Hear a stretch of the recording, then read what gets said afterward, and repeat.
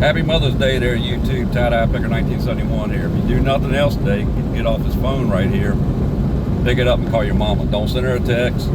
Don't send her a Facebook message or anything like that. Just pick the phone up and call her and wish her Happy Mother's Day. Some people complain about their moms. They might not be the best moms in the world. I had a very good mom. I was very fortunate.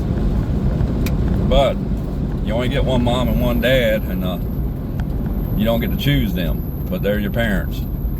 And they are what they are sometimes, but you do need to call them up and appreciate them for everything they've ever done for you. With that being said, I'll tell you a little bit about my mom. My mom, she grew up dirt poor, and I mean literally dirt poor. She was one of 9 kids. She was second oldest of 9 kids. Grew up in a little small house in western Maryland up in the mountains. They were so poor that all they had was a 2-room house. Now, a 2-bedroom house, a 2-room house with dirt floors. And you needed to use the bathroom. You had to go out the back, and down in the back behind there, about 50 yards down there on the right, there was another little small building called the outhouse, and that was your restroom. So, but growing up in the Depression, both my parents grew up in the Depression. They grew up poor, but they knew how to to live. So later on in life, and when I was a kid in the 70s, and my parents had 6 kids that survived. Mom lost 3. She had 2 miscarriages and a stillborn between me and my older brother. But anyway, later on in life, when things got tough, and they did back in the 70s, during the Carter administration, Daddy was out of work for a great long extended period of time. Because they grew up in the Depression and everything, they knew how to make ends meet, and taught us some very valuable lessons in life, how to survive and so forth. And I'm grateful for those times, because that molds who you are and what you become. And Mom, it was she'd taken we'd buy her clothes and for school, and you get your shoes oversized, and you have to put tissue paper in them, but that's because they were going to be your play shoes for next year. Your clothes were always oversized, your jeans were always oversized, and roll the cuffs up, and she'd tack them, sew them together, and then that way you could let them out the following year, and that was your play clothes. And I was forever more tearing the knees out of jeans, and she'd take the back pocket off the jean and sew it onto the kneecap, left back pocket, and onto the right kneecap, and make a patch on it so your clothes are patched together, and you got more life out of those clothes that way. Just very thrifty people, and that's because of how she grew up. But been very fortunate and stuff. A couple of things Mom really gave me was my love for music. Like I said before, she always had the radio playing while she was doing her housework around the house. She really did love her music, and especially country music. And in fact, Dad used to tell a story that when Hank Williams died, he said your mama cried for 3 days when Hank Williams died, and she really did. And she loved Willie and Waylon, and Charlie Rich, Charlie Pride, Statler Brothers. Yeah, that was big. And in the end, one of my most cherished memories before she passed away was, we just got CMT Country Music, and she loved Rodney Crowell, and she would stop what she was doing and everything when some of Rodney Crowell's videos would come on. But like I said, just been very, very fortunate to have great parents and stuff. And the other thing that she gave me was a love for good food and cooking. And she cooked the old ways and stuff and everything. And of course, when we went through this troubled time in the 70s, to this day, I don't really like eating chicken. But anyway, when you had a family coming up, we didn't catch it fishing to eat, or if we didn't shoot it out of a tree somewhere or out the woods, then it had to be bought in the supermarket. And at that time, the cheapest thing you could buy was chicken. And many a summer day, Mom made the best fried chicken. Of course, a lot of people say that about their mothers, but Mom made the best fried chicken. It was done just right, and cooked in old Crisco, and golden brown, but we ate so much of it, I got tired of eating chicken. And to this day, I got to be in a mood to want to eat a piece of chicken, just because I ate so much of it as a kid.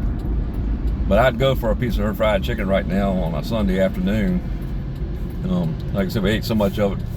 My friend and I, we'd be out in the backyard playing Matchbox cars, and that the kitchen vent would start running at about 4 o'clock in the afternoon, and she was frying up chicken for dinner, and my buddy looked at me and said, "Damn, y'all eating chicken at night?" I said, "Yeah, it smells that way." But yeah, we ate a lot of fried chicken. Another thing I could go for right now is one of her fried potato cakes. She always made extra mashed potatoes, and the next night you had them for fried potato cakes, whatever you're eating. Great macaroni and cheese. It was always made from scratch, just creamy, just right.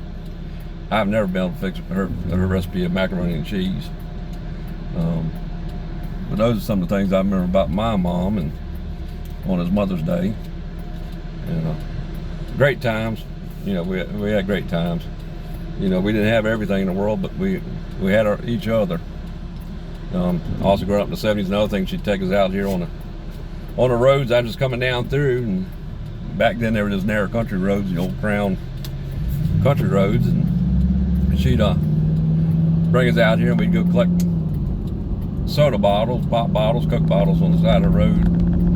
You could turn them in back then and get a little change for them, and she cut the corners where she could and everything, and that money was used to squeeze in a matinee in the summertime to go see a Disney movie at the local theater, or maybe a trip to King's Dominion or Busch Gardens to go see a concert that they wanted to see, and we'd go down there. Of course, as kids, we never could understand why we had to eat cheese and mustard sandwiches, and everybody else was getting their food from the vendors, but that's because we didn't have any money. But the money I didn't have, my parents gave it to you in love, and for that I've been very blessed in life.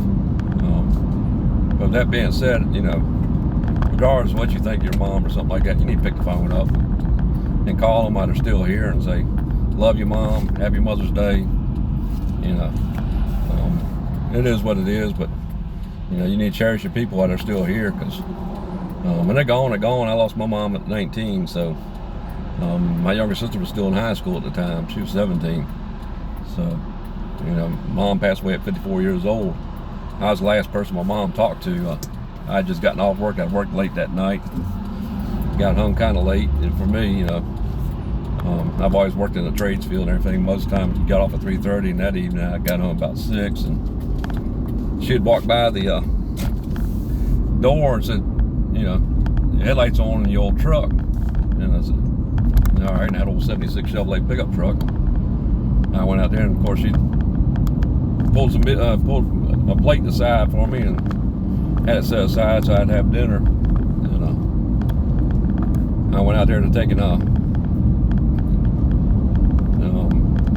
turn the headlights off. We'd just spoken earlier. She'd not been feeling well. She was going to the doctor the next day. And when I came in, she'd gone into respiratory distress and a full-blown cardiac arrest. And my sister was on the phone, calling 911 and stuff. And Daddy was doing CPR. And Mom came back around and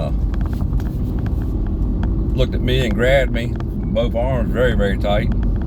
Looked me dead in the eyes and said, "I love you. Make sure you tell your sister. Make sure I tell my younger sister she loves her too." And she was gone. She went back into cardiac arrest again, and Dad did CPR, and he'd sent me out to flag the local volunteer rescue squad down to make sure they could find the house. And it was on Friday evening, and rush hour traffic, and you can sit there and listen to the ambulance coming for ever, but it can't get through the traffic.